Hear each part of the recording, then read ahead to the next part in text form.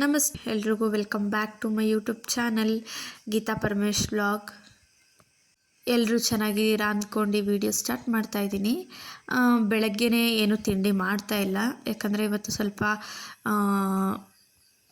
ಹೊರಗಡೆ ಹೋಗೋದಿತ್ತು. ಸೊ ಅದಕ್ಕೋಸ್ಕರ ಬರೀ ಬಿಸಿನೀರು ಮಾತ್ರ ಕಾಯಿಸ್ಕೊಂಡು ಮಕ್ಕಳಿಗೆ ಅಂತ ಹೇಳ್ಬಿಟ್ಟು ಬಾಟಲ್ಗೆ ಹಾಕ್ಕೊಂಡು ಹೊರಟ್ವಿ ಬೆಳಗ್ಗೆನೆ.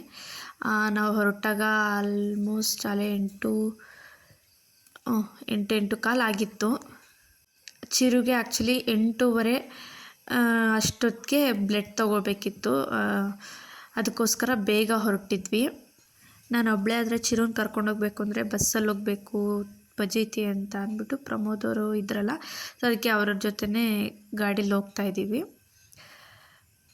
ಗಾಡೀಲಾದರೆ ಒಂದು ಹಾಫ್ ಆನ್ ಅವರ್ಗೆಲ್ಲ ನಮ್ಮೂರಿಂದ ತುಮಕೂರಿಗೆ ಹೋಗ್ಬೋದು. ಟೌನಲ್ ಸರ್ಕಲ್ ಹತ್ರ TSH ಲ್ಯಾಬು ಮತ್ತು ಸ್ಕ್ಯಾನಿಂಗ್ ಸೆಂಟರ್ ಎರಡೂ ಸಹ ಅದು. ಸೊ ಅದಕ್ಕೆ ಅಲ್ಲಿಗೆ ಹೋಗಿದ್ವಿ. ನಾವು ಆ್ಯಕ್ಚುಲಿ ಬೆಂಗಳೂರಲ್ಲೇ ಟೆಸ್ಟಿಗೆ ಕೊಡ್ತಾ ಇದ್ದಿದ್ದು.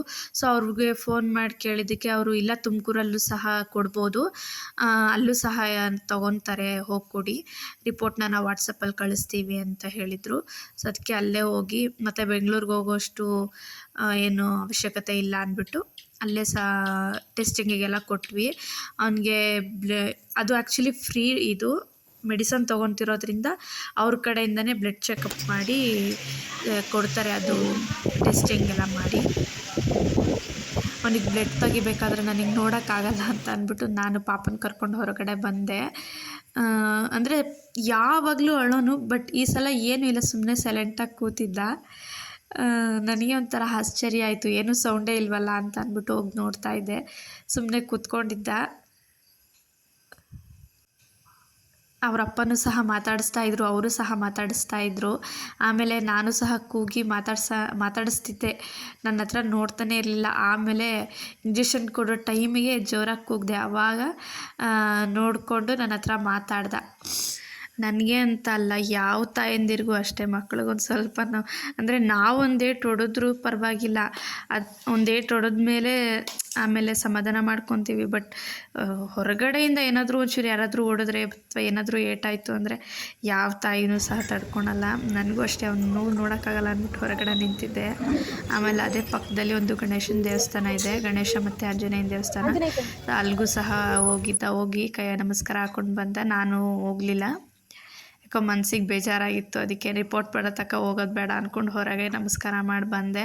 ಅದಾದಮೇಲೆ 9 ಗಂಟೆ ಆಯಿತು. ಅಲ್ಲಿ ಹೊಟ್ಟೆ ಎಸಿತಾ ಇದೆ ಅಂತ ಅಂದ. ಅದಕ್ಕೆ SS ಪುರಮಿಂದ ಸ್ವಲ್ಪ ಮುಂದೆ ಬಂದರೆ ಶೆಟ್ಟಿಹಳ್ಳಿ ಸೈಡ್ ಹೋಗೋ ರೋಡ್ ಬರುತ್ತೆ. ಸೊ ಅಲ್ಲಿ ದಾವಣಗೆರೆ ಬೆಣ್ಣೆ ದೋಸೆ ಅಂತ ಹೊಸದಾಗೇನೋ ಓಪನ್ ಮಾಡಿದ್ದಾರೆ ಅನಿಸುತ್ತೆ, ಅಲ್ಲೇ ತಿಂಡಿ ತಿನ್ನೋಣ ಅಂತ ಅಂದ್ಬಿಟ್ಟು ಒಂದು ಪಾಪುಗೆ ಅಂತ ಒಂದು ಇಡ್ಲಿ ತೊಗೊಂಡಿದ್ವಿ. ಆಮೇಲೆ ವಡೆ ಮತ್ತು 1-2 ಮಸಾಲೆ ದೋಸೆ, ಆಮೇಲೆ ಒಂದು ರೈಸು, ಮತ್ತು ಚಿರು ಇನ್ನೂ ಬೇಕು ಅಂತ ಅಂದಿದ್ದಕ್ಕೆ ಒಂದು ದೋಸೆ ಆರ್ಡ್ರ್ ಮಾಡಿದ್ವಿ. ರೈಸ್ ಸ್ವಲ್ಪ ಉಪ್ಪು ಥರ ಆಗಿತ್ತು, ಬಟ್ ದೋಸೆ ಮತ್ತು ಇಡ್ಲಿ ಚೆನ್ನಾಗಿತ್ತು. ಆದರೆ ಆಲೂಗಡ್ಡೆ ಪಲ್ಯ ಒಂಥರ ಡಿಫ್ರೆಂಟ್ ಆಗಿತ್ತಪ್ಪ, ಮಾಮೂಲಿ ಹೋಟೆಲಲ್ಲೆಲ್ಲ ಮಾಡೋ ಥರ ಇರಲಿಲ್ಲ, ಒಂಥರ ಡಿಫ್ರೆಂಟಾಗಿತ್ತು. ಬಟ್ ಆದರೆ ಸಖತ್ತಾಗಿತ್ತು. ಬೆಣ್ಣೆ ದೋಸೆ ಅಲ್ವಾ, ಅದಕ್ಕೇನೋ ಆ ಥರ ಬಂದಿತ್ತೇನೋ. ಬಟ್ ಬೇರೆ ಹೋಟೆಲಲ್ಲೆಲ್ಲ ಸಿಗುತ್ತಲ್ಲ ಗರ್ಗರಿಯಾಗಿ, ಆ ಥರ ಇರಲಿಲ್ಲ ಮಸಾಲೆ ದೋಸೆ. ಯಾವುದೋ ಸಿಕ್ಕಿದ್ದು ಏನು ಅನ್ಬಾರ್ದಲ್ವಾ ಊಟ, ಅದಕ್ಕೆ ಊಟ ಮಾಡಿದ್ವಿ. ಚೆನ್ನಾಗಿತ್ತು, ಏನೂ ಇದಿರಲಿಲ್ಲ. ಬಟ್ ಹೊರಗಡೆಗಿನ್ನ ಇದೊಂಥರ ಡಿಫ್ರೆಂಟಾಗಿತ್ತು ಅಷ್ಟೇ ಇಲ್ಲಿ. ಅದಾದಮೇಲೆ ಬ್ಯಾಂಕಲ್ಲಿ ಒಂದು ಸ್ವಲ್ಪ ಕೆಲಸ ಇದೆ ಅಂತ ಅಂದ್ಬಿಟ್ಟು ಅಲ್ಲಿಗೆ ಹೋಗಿ ಆ ಕೆಲಸನೂ ಸಹ ಮುಗಿಸ್ಕೊಂಡು, ಪಾಪುಗೆ ಕಣ್ಣು ರೆಡ್ಡಿಶ್ ಆಗ್ತಿತ್ತು, ಕಡಿಮೆ ಆಗಿತ್ತು. ಬಟ್ ಆದರೆ ನೈಟ್ ಹೊತ್ತಾದರೆ ಸ್ವಲ್ಪ ಕಣ್ಣು ಉಜ್ಜೋನು, ಅದಕ್ಕೋಸ್ಕರ ತೋರ್ಸೋಣ ಅಂದ್ಬಿಟ್ಟು ತುಮಕೂರು ಶೆಟ್ಟಿಹಳ್ಳಿ ಹತ್ರನೇ ಒಂದು ಹಾಸ್ಪಿಟಲ್ ಇದೆ, ಅಲ್ಲಿಗೆ ಹೋದ್ವಿ. ಅವರು ಇಲ್ಲ, ಇಲ್ಲಿ ಚೆಕಪ್ ಎಲ್ಲ ಮಾಡಲ್ಲ, ಜಸ್ಟ್ ಏನಿದ್ರು ಪೊರೆ ಸರ್ಜರಿ ಮಾಡ್ತಾರೆ ಅಷ್ಟೇ ಅಂತ ಅಂದರು. ಸೊ ಅದಕ್ಕೆ ಮತ್ತೆ ಅಲ್ಲಿಂದ ವಾಪಸ್ ಬಂದು ಸ್ವಲ್ಪ ತಲೆನೋಯ್ತಾ ಇತ್ತು. ಅವರು ಬಿಟ್ಬಿಟ್ಟು ಹೊರಟೋದ್ರು, ಏನೋ ಕೆಲಸ ಇದೆ ಅಂತ ಅಂದ್ಬಿಟ್ಟು ಊರೊಳಗಡೆ. ನಾನು ಮತ್ತು ಪಾಪವರಿಬ್ಬರೂ ಆಟ ಆಡಿಕೊಂಡು ಅವಾಗಿನ್ನೂ ತಿಂಡಿ ತಿಂದು ಬಂದಿದ್ವಲ್ಲ, ಅಡುಗೆದೇನು ಟೆನ್ಷನ್ ಇರಲ್ಲ ಅಂದ್ಬಿಟ್ಟು ಸ್ವಲ್ಪ ಹೊತ್ತು ಮಲಗಿದ್ದು, ತಲೆಗೆ ವಿಕ್ಸ್ ಹಚ್ಕೊಂಡು ಅವನನ್ನು ಮಲಗಿಸ್ಕೊಂಡು ಆಮೇಲೆ ಎದ್ದು, ಮಲಗಲಿಲ್ಲ ಹುಡುಗರು ಯಾರು, ಬಟ್ ಆದರೆ ಒಂದು ಸ್ವಲ್ಪ ಹೊತ್ತು ರೆಸ್ಟ್ ತೊಗೊಂಡು ಆಮೇಲೆ ಎದ್ದು ಇನ್ಸ್ಟಂಟಾಗಿ ಆಗೋದೇನು ಅಂತ ಅಂದ್ಬಿಟ್ಟು ತಿಳಿ ಸಾರು ಮಾಡಿಬಿಡೋಣ, ಬೇಳೆ ಮತ್ತು ಮಾವಿನಕಾಯಿ ಹಾಕ್ಬಿಟ್ಟು ಅಂದ್ಬಿಟ್ಟು ಅದನ್ನು ಮಾಡ್ತಾಯಿದ್ದೀನಿ. ಬೇಗ ಖಾರ ರುಬ್ಬೋದೇನೂ ಇರಲ್ವಲ್ಲ, ಜಸ್ಟ್ ಇದನ್ನು ಬೇಯಿಸ್ಕೊಂಡು ಈರುಳ್ಳಿ, ಟೊಮೊಟೊ, ಬೇಳೆ ಮತ್ತು ಮಾವಿನ ಹಣ್ಣು, ಬೆಳ್ಳುಳ್ಳಿ ಇಷ್ಟು ಬೇಯಿಸ್ಕೊಂಡು, ಹಸಿಮೆಣ್ಸಿನ್ಕಾಯಿ ಬೇಕು ಅಂದರೆ ಹಾಕ್ಕೋಬೋದು, ಸಾಂಬಾರು ಪುಡಿ ಹಾಕೋರು ಹಸಿಮೆಣ್ಸಿನ್ಕಾಯಿನ ಸ್ಕಿಪ್ ಮಾಡ್ಬೋದು. ಇಷ್ಟು ಚೆನ್ನಾಗಿ ಬೆಂದಿರುತ್ತಲ್ಲ, ಒಂದು 5 ನಿಮಿಷ ಹಿಂಗೆ ಮಸ್ಕೊಂಬಿಟ್ರೆ ಕೌಗೋಲಲ್ಲೋ ಇಲ್ಲಾಂದರೆ ಮಂತಲ್ಲೋ ಇಲ್ಲಾಂದರೆ ಸೌಟಲ್ಲೋ ಸಾಕು, ಸ್ಮ್ಯಾಶ್ ಆಗುತ್ತೆ. ಒಗ್ಗರಣೆ ಮಾಡಿಕೊಂಡು ಬೇಯಿಸ್ಕೊಂಡಿರೋ ನೀರು ಎತ್ತಿಟ್ಟಿರ್ತೀವಲ್ಲ ಅದು ಸಹ ಹಾಕ್ಬಿಟ್ಟು ಕುದಿಸ್ಕೊಂಡ್ರೆ ರೈಸ್ಗೆ ಸಖತ್ತಾಗಿರುತ್ತೆ. ಈ ಚಳಿಗಾಲದಲ್ಲಿ ಮಳೆ ಬರಬೇಕಾದ್ರೆ ಅಂತೂ ಇನ್ನೂ ಸೂಪರಾಗಿರುತ್ತೆ. ಇನ್ನೂ ಚೂರು ಚೆನ್ನಾಗಿ ಮಸಿಬೇಕಿತ್ತು, ಬಟ್ ಆದರೆ ಸೌಟಲ್ಲಿ ಆಗಲಿಲ್ಲ, ಮಂತ್ ಮೇಲೆ ಎತ್ತಿಟ್ಬಿಟ್ಟಿದ್ದೆ. ಅದಕ್ಕೋಸ್ಕರ ಅಂದ್ಬಿಟ್ಟು ಪರವಾಗಿಲ್ಲ ಮಸ್ತಿದ್ದೀನಿ ಸಾಕು ಅಂತ ಅಂದ್ಬಿಟ್ಟು ಅದಕ್ಕೆ ಒಂದು ಚೂರು ಧನ್ಯದ ಪುಡಿ, ಖಾರದ ಪುಡಿ ಹಾಕ್ಬಿಟ್ಟು ಒಗ್ಗರಣೆ ಕೊಟ್ಟು ಅದನ್ನು ಕುದಿಸ್ಕೊಂಡು ರೈಸ್ ಸಹ ಮಾಡಿಕೊಂಡು ಅದಕ್ಕೆ ಹಾಕ್ಕೊಂಡು ಉಪ್ಪಿನಕಾಯಿ ಇತ್ತು,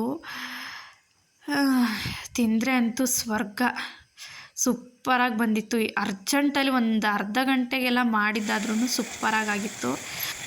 ಅದಾದಮೇಲೆ ಅವ್ರ ಅಜ್ಜಿ ಬಂದಿದ್ದರು, ಸೊಪ್ಪು ಮತ್ತು ಜೋಳ ಎಲ್ಲ ತೊಗೊಂಡು ಬಂದಿದ್ದರು. ಮಳೆನೂ ಸಹ ಸಿಕ್ಕಾಪಟ್ಟೆ ಬರ್ತಾಯಿತ್ತು.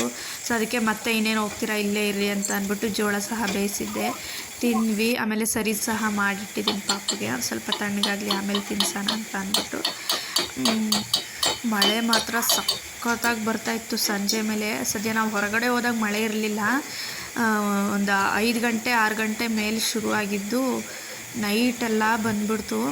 ಅಂದರೆ ನಮ್ಮ ಹಳ್ಳಿಯವ್ರಿಗೆ ಮಳೆ ಬಂದರೆ ಖುಷಿನೇ, ಏನಂದರೆ ಬಟ್ಟೆ ಒಣಗಿಸ್ಕೊಳೋದು ಸ್ವಲ್ಪ ಹಿಂಸೆ ಆಗುತ್ತೆ, ಅಷ್ಟು ಬಿಟ್ಟರೆ ಬೇರೆ ಇನ್ನೇನು ಇಲ್ಲ. ಆಮೇಲೆ ನಾನು ಬೇಯಿಸಿರೋದ್ರಲ್ಲಿ ಉಪ್ಪು ಹಾಕೋದನ್ನೇ ಮರ್ತೋಗ್ಬಿಟ್ಟಿದ್ದೆ, ಹಾಗೆ ಬೇಯಿಸಿದ್ದೆ. ಹುಡುಗರು ಹಾಗೆ ತಿಂತಾಯಿದ್ರು. ಆಮೇಲೆ ನಾನು ಟೇಸ್ಟ್ ನೋಡಿದ್ನಲ್ಲ, ಮತ್ತೆ ಇನ್ನೊಂದು ಸಲ ಉಪ್ಪು ಹಾಕಿ ಬೇಯಿಸಿ ಮಡಗಿದ್ದೆ. ಅಷ್ಟೊತ್ತಿಗೆ ಪಾಪುಂಗೂ ಸಹ ಸರಿ ಊಟ ಮಾಡಿಸಿ ಮಲಗಿಸಿದ್ದೆ. ಅವರು ಇಬ್ಬರು ಸಹ ಮಲ್ಕೊಂಬಿಟ್ರು.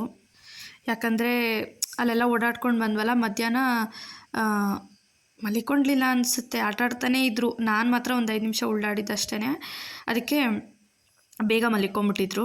ಮಧ್ಯಾಹ್ನದ ರೈಸ್ ಸ್ವಲ್ಪ ಇತ್ತು, ಆದ್ರೂ ಬೆಳಗ್ಗೆ ಎಲ್ಲ ಅನ್ನನೇ ತಿಂದಿದ್ದೀನಿ ಅಂತ ಅಂದ್ರಲ್ಲ, ಅದಕ್ಕೆ ಮುದ್ದೆ ಮಾಡಿಕೊಡ್ತಾಯಿದ್ದೀನಿ. ಅದೇ ತಿಳಿ ಸಾರಿಗೆನೇ ಮುದ್ದೆ ಮಾಡಿದ್ದು, ಸಖತ್ತಾಗಿ ಬಂದಿತ್ತು. ನಾನು ಮುದ್ದೆ ಮಾಡೋ ಸ್ಟೈಲ್ ನೋಡಿದ್ರೆ ಯಾರಾದರೂ ನಗ್ತಾರೆ, ಮತ್ತೆ ಏನು ಈ ಥರ ಮಾಡ್ತೀಯ ಅಂತ ಅಂತಿದ್ರು. ಅಂದರೆ ಆ ಮನೇಲಿದ್ದಾಗ ನಾನು ಮಾಮೂಲಿ ತಪ್ಪಲೆಲ್ಲೇ ಮಾಡ್ತಾಯಿದ್ದಿದ್ದು. ಈ ಬಾಣಲಿಲಿ ಮಾಡೋದು ಕಲ್ತ್ಕೊಂಡ್ಮೇಲೆ ತಪ್ಪಲೆಲ್ಲಿ ಮಾಡೋ ರೂಢಿನೇ ತಪ್ಪೋಗ್ಬಿಟ್ಟೈತೆ.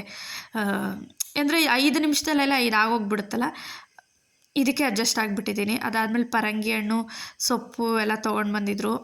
ಆಮೇಲೆ ಪುದೀನ ಸೊಪ್ಪು ಎಲ್ಲವ ಅದೆಲ್ಲ ಸೈಡಿಗೆ ಎತ್ತಿಡ್ತಾಯಿದ್ದೆ, ಕ್ಲೀನ್ ಮಾಡ್ಕೊಳೋಣ, ಬೆಳಗ್ಗೆಗೆ ಏನಾದರೂ ಸಾಂಬಾರು ಮಾಡ್ಬೋದು ಅಂತ ಅಂದ್ಬಿಟ್ಟು. ಕ್ಲೀನ್ ಮಾಡೋದು ಅಂದರೆ ಏನಿಲ್ಲ, ಕರ್ಬೇವಿನ ಸೊಪ್ಪು, ಪುದೀನ ಸೊಪ್ಪು ಸಪ್ರೇಟಾಗಿ ಎತ್ತಿಟ್ಕೊಂಡು ಮಿಕ್ಕಿದ ಸೊಪ್ಪೆಲ್ಲ ಅದೇ ಕವರಲ್ಲೇ ಹಾಕಿಡ್ತೀನಿ ಅಷ್ಟೇ. ಬೆಳಗ್ಗೆ ಕ್ಲೀನ್ ಮಾಡ್ಕೊಂಡ್ರೆ ಆಗುತ್ತೆ ಅಂದ್ಬಿಟ್ಟು, ಈಗ ಅದೆಲ್ಲ ಯಾರು ಮಾಡ್ಕೊಂಡು ಕುತ್ಕೊತಾರೆ ಅಂದ್ಬಿಟ್ಟು ಸುಮ್ಮನೆ ನೋಡ್ತಾ ಇದ್ದೆ ಏನೇನಿದೆ ಅಂತ. ಮತ್ತು ವಿಳ್ಯದೆಲೆ ಬೇರೆ ತೊಗೊಂಡು ಬಂದಿದ್ರು, ಅದು ಸಹ ಒಂದು ಬಾಕ್ಸ್ಗೆ ಹಾಕಿ ಎತ್ತಿಡ್ತಾ ಇದ್ದೀನಿ. ಯಾವಾಗಾದರೂ ಮಧ್ಯಾಹ್ನದ ಟೈಮಲ್ಲಿ ಹಾಕ್ಕೊಳಕ್ಕೆ ಚೆನ್ನಾಗಿರುತ್ತೆ ಅಂತ ಅಂದ್ಬಿಟ್ಟು. ಆಮೇಲೆ ಮುದ್ದೆನೂ ಸಹ ರೆಡಿ ಆಯಿತು. ಒಂಚೂರು ಉಪ್ಪಿನಕಾಯಿ, ಅದೇ ತಿಳಿ ಸಾರು ಹಾಕ್ಬಿಟ್ಟು ಕೊಟ್ಟೆ, ಚೆನ್ನಾಗಿದೆ ಅಂತ ಊಟ ಮಾಡ್ತಿದ್ರು. ಅದಾದಮೇಲೆ ನಾನು ಮುದ್ದೆ ಕಟ್ಬಿಟ್ಟು, ಪ್ರಮೋದವ್ರು ಇನ್ನೂ ಬಂದಿರಲಿಲ್ಲ, ಮಳೆ ಬರ್ತಾಯಿದೆ ಅಂದ್ಬಿಟ್ಟು ಹಾಟ್ ಬಾಕ್ಸ್ಗೆ ಹಾಕಿ ಎತ್ತಿಕ್ಬಿಡೋಣ ಅಂತ ಮಾಡಿಬಿಟ್ಟು ನಾನು ಮುದ್ದೆ ಕಟ್ಕೊತಾ ಇದ್ದೆ ಅಷ್ಟೇ. ಅಷ್ಟೊತ್ತಿಗಾಲೇ ಗಾಡಿ ಸೌಂಡ್ ಆಯಿತು, ಬಂದ್ರಲ್ಲ ಅಂತ ಅಂದ್ಬಿಟ್ಟು ಇಬ್ಬರು ಒಟ್ಟಿಗೆ ಊಟ ಮಾಡಿ ಮಲಿಕೊಂಡ್ವಿ. ಅಂದರೆ ಏನೇ ಆಗಲಿ ಒಂಚೂರು ಗಾಡೀಲಿ ಹೋಗಿ ಬಂದ್ರೂ ನನಗೆ ತಡ್ಕೊಳಕ್ಕಾಗಲ್ಲ, ಒಂಥರ ಕತ್ತೆಲ್ಲ ನೋವು ಬಂದಂಗೆ ಆಗುತ್ತೆ, ತಲೆನೋವು, ತಲೆ ಭಾರ ಬಂದಂಗೆ ಆಗಿಬಿಡುತ್ತೆ. ಸೊ ಅದಕ್ಕೋಸ್ಕರ ನನಗೆ ರೆಸ್ಟ್ ಮಾಡಲೇಬೇಕು. ಯಾರಾದರೂ ಈ ಥರ ಮ್ಯಾಂಗೋದಲ್ಲಿ ತಿಳಿಸಾರು ಥರ ಮಾಡಿದ್ದೀರಾ ಅಂತ ಕಮೆಂಟ್ ಮಾಡಿ. ಓಕೆ, ಬಾಯ್.